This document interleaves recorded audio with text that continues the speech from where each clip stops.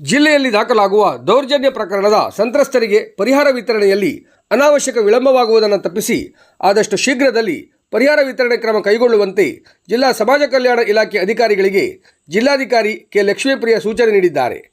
ಅವರು ಜಿಲ್ಲಾಧಿಕಾರಿ ಕಚೇರಿ ಸಭಾಂಗಣದಲ್ಲಿ ನಡೆದ ಜಿಲ್ಲಾ ಮಟ್ಟದ ಜಾಗೃತ ಮತ್ತು ಉಸ್ತುವಾರಿ ಸಮಿತಿಯ ಸಭೆ ಅಧ್ಯಕ್ಷತೆ ವಹಿಸಿ ಮಾತನಾಡಿದರು.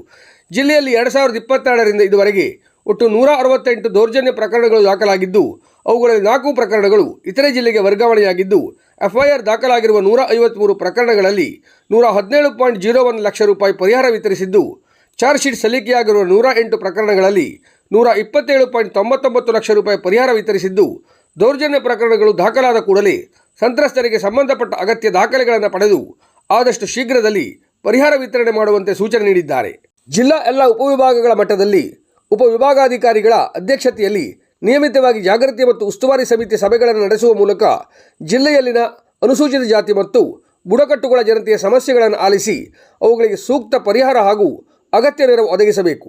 ದೌರ್ಜನ್ಯ ಪ್ರಕರಣಗಳ ಕುರಿತಂತೆ ನ್ಯಾಯಾಲಯಗಳಲ್ಲಿ ದಾಖಲಾಗಿರುವ ಪ್ರಕರಣಗಳು ಶೀಘ್ರವಾಗಿ ವಿಚಾರಣೆಯಾಗಿ ಸಂತ್ರಸ್ತರಿಗೆ ಆದಷ್ಟು ತ್ವರಿತವಾಗಿ ನ್ಯಾಯ ದೊರಕಿಸುವ ನಿಟ್ಟಿನಲ್ಲಿ ಕ್ರಮ ಕೈಗೊಳ್ಳಬೇಕು ಎಂದರು.